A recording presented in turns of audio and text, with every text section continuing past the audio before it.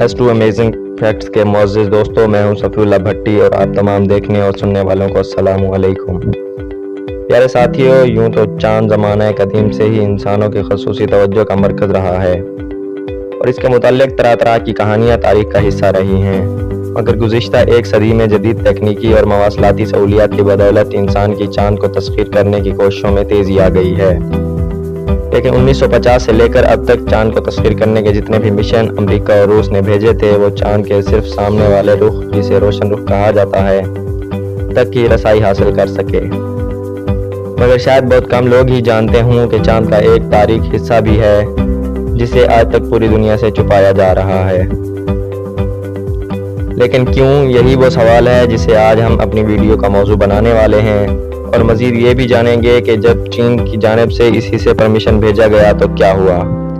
लेकिन ये सब कुछ जानने से पहले आप सबसे गुजारिश है कि अगर आप अभी तक हमारे चैनल पर नए हैं और आपने हमारे चैनल को सब्सक्राइब नहीं किया तो जल्दी से इस सब्सक्राइब बटन को दबा के साथ में मौजूद घंटी को ज़रूर दबा दें,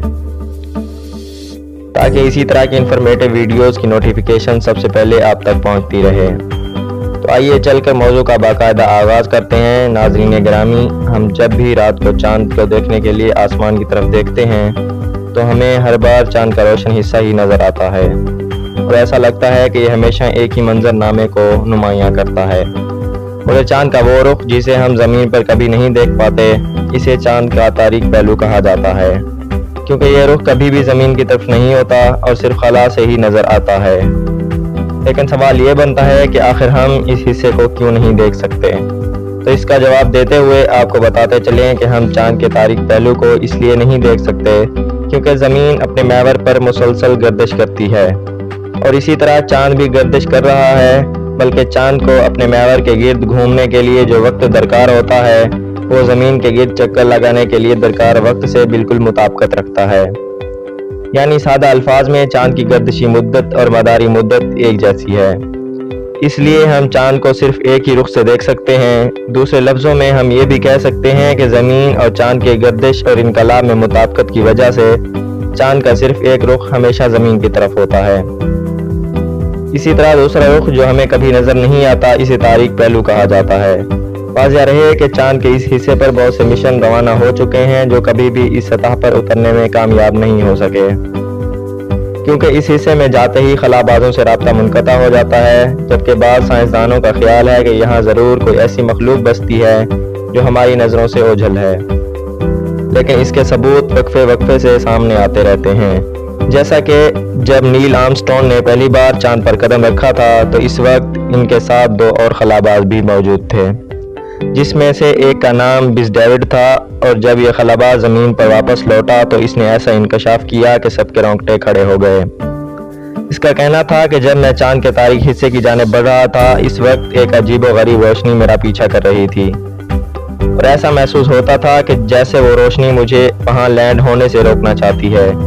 इसलिए मैं वहाँ से वापस दूसरे हिस्से में लौट आया। इसके अलावा हाल ही में नासा की जानिब से चांद के तारीक हिस्से की चंद ऐसी तस्वीर सामने आई हैं जिनको देखकर ये वाज़े हो जाता है कि यहाँ ज़रूर कुछ न कुछ गड़बड़ है और नासा भी इस बारे में जानता है, लेकिन वो इस मालूमात को दुनिया की नज़रों से ओझल रखना चाहता है। नाज़रीन गिरामी, याद रहे कि ज़मीन के गिर्द लो अर्थ आर्बिट में ह्यून लिप के नाम से अपना खलाई मरकज़ कायम करने के अलावा चीन अब तक खला में कई इंसानी मिशन भी भेज चुका है। अगरचे गुज़िश्ता बरस तकनीकी खराबी के बायस चीन का खलाई मरकज़ भी तबाह होकर ज़मीन पर आ गिरा था, मगर इब्तदाई नाकामियों के बावजूद चीन के तस्ख़ीर खलाई अज़ाइम अब तक बुलंद हैं और गुज़िश्ता माह चीन के चांद के तारीक हिस्से की जानिब अपना मिशन रवाना किया, जिसे चोंग-ई-4 का नाम दिया गया। जब चीन का यह खलाई गाड़ी चांद के मदार में दाखिल हुई तो इसकी कामयाबी के इम्कानात बहुत कम थे, क्योंकि चांद के जिस हिस्से पर इसने लैंड करना था वहाँ ज़मीन से बहुत ज़्यादा फासले पर, इसकी वजह से ज़मीन से चांद के इस हिस्से तक राब्ता मुमकिन नहीं। लेकिन इसके लिए चीनी साइंसदानों ने एक मुतबादिल रास्ता इख्तियार किया और चांद के गिर्द गर्दिश करते एक मसनूई मवासलाती सैटेलाइट के ज़रिए खलाई गाड़ी से राब्ता रखने का मंसूबा बनाया गया। अगरचे इब्तदा में इस तरीक़ाकार में भी कोई कामयाबी की कोई ज़मानत नहीं थी, मगर चीनी साइंसदानों ने यह ख़तरा मोल लेने का फ़ैसला किया। چین کی اس خلائی گاڑی لیونز ایکسپلورر نے 3 جنوری 2019 کو مقامی وقت کے مطابق 10:26 پر چاند کی تاریخ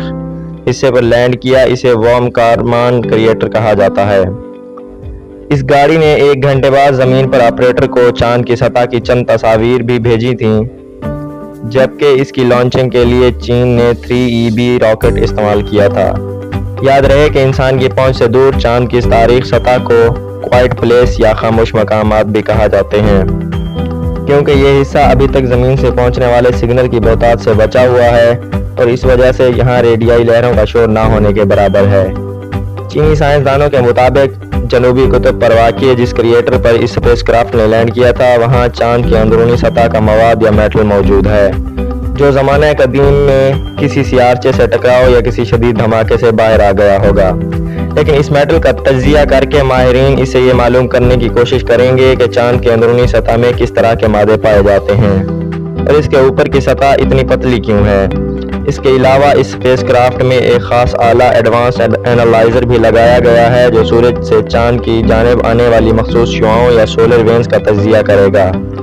کہ ان سے چاند کی سطح پر